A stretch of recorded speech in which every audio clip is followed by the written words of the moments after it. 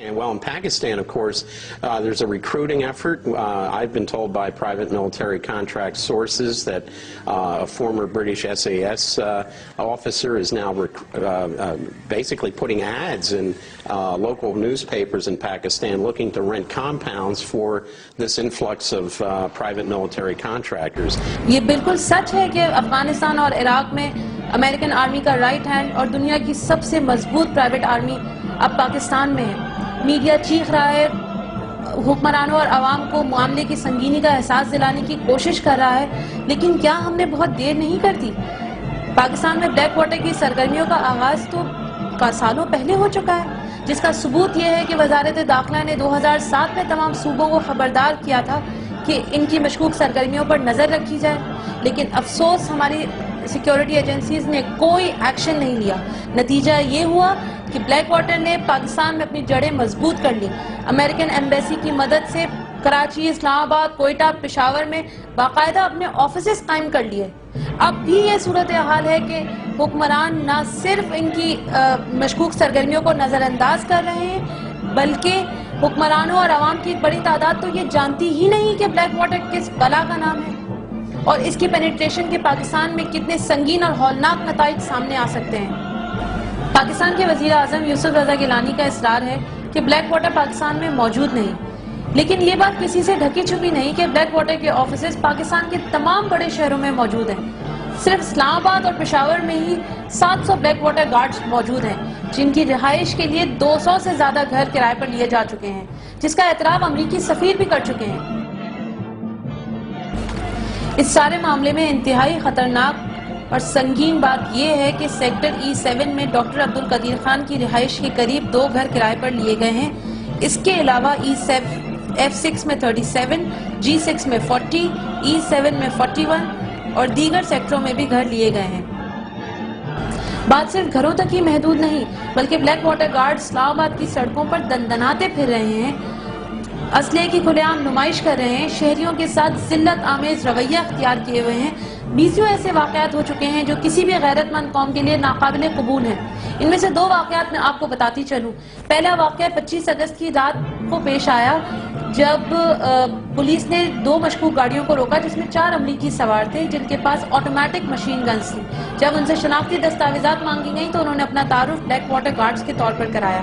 ان افراد کو گرفتار کر کے مرگلہ پولیس اسٹیشن لے جایا گیا، جہاں پر امریکی سفارت خانے کے سیکیورٹی آفیسر کیپٹن اعجاز فوراً پہنچ گئے اور انہوں نے SHO کو دھمکیاں دیں اور ان افراد کو چھڑا کر لے گئے. یعنی یہ ثابت کر دیا کہ امریکی پاکستانی قانون سے بالاتر ہے. ہمارے ذرائع کے مطابق یہ 4 افراد اس ڈیتھ اسکواڈ کا حصہ تھے جو ڈاکٹر عبدالقدیر خان کو اسیسینیٹ کرنے کا ارادہ رکھتے ہیں. اسلام آباد میں دوسرا واقعہ آپارہ میں پیش آیا جب پاکستانی شہری محسن بخاری کو امریکی بلیک واٹر گارڈز نے صرف اس لیے مارا پیٹا کہ اس نے اپنی گاڑی ان کی گاڑی کے آگے کھڑی کر دی. یہاں میں آپ کو یہ بھی بتاتی چلوں کہ سپر مارکیٹ کے علاقے میں بلیک واٹر گارڈز نے روڈ سیل کر دی ہیں. They see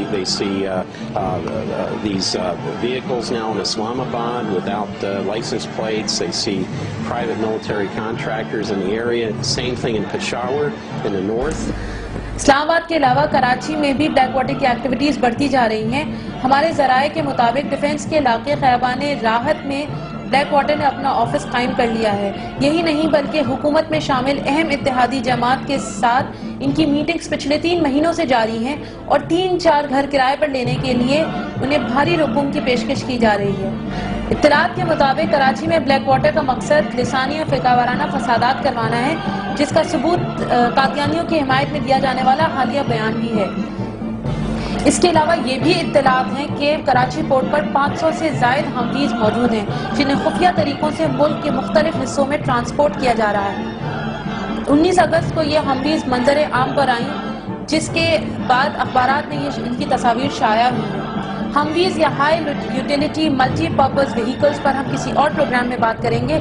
تاہم میں یہ بتاتی چلوں کہ شہری آبادی میں آپریشن کرنے کے لیے یہ ہمویز انتہائی کارآمد ہوتی ہیں. ان پر کوئی گولی، بم یا میزائل اثر انداز نہیں ہوتا ہے اور یہ جدید ترین اسلحے سے لیس ہوتی ہیں.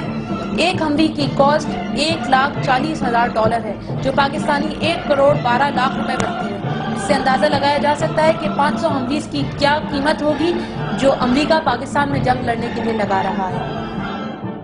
کراچی کے بعد اگر ہم پشاور میں دیکھیں تو وہاں پر بھی بلیک واٹر کی سرگرمیاں کافی عرصے سے جاری ہیں۔ ایک American NGO creative associates international نے یونیورسٹی ٹاؤن کے علاقے میں چنار روڈ پر ایک مکان کرائے پر حاصل کیا۔ کچھ ہی عرصے میں انہوں نے حکومت پاکستان سے اپنی سیکیورٹی کے لیے گارڈز ہائر کرنے کی درخواست کی۔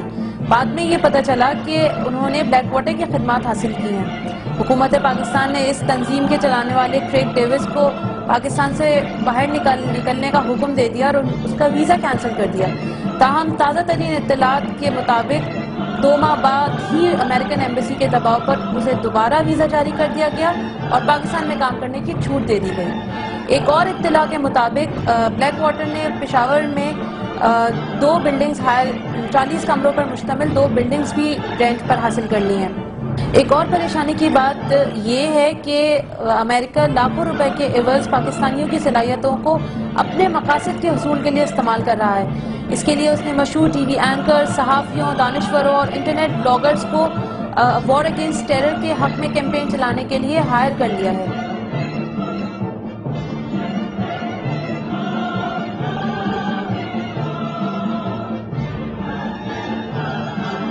میسج تو میں یہی دینا چاہوں گی کہ تمام پاکستانیوں کو یہ بات اچھی طرح سمجھ لینی چاہیے کہ امریکہ ہی ہمارا سب سے بڑا دشمن ہے اور اسے ناکام بنانے کے لیے ہمیں اپنی تمام صلاحیتوں کو بروئے کار لانا ہوگا، چاہے وہ پروٹیسٹ ہم آن لائن کریں، چاہے میڈیا کے تھرو کریں یا فزیکلی کریں۔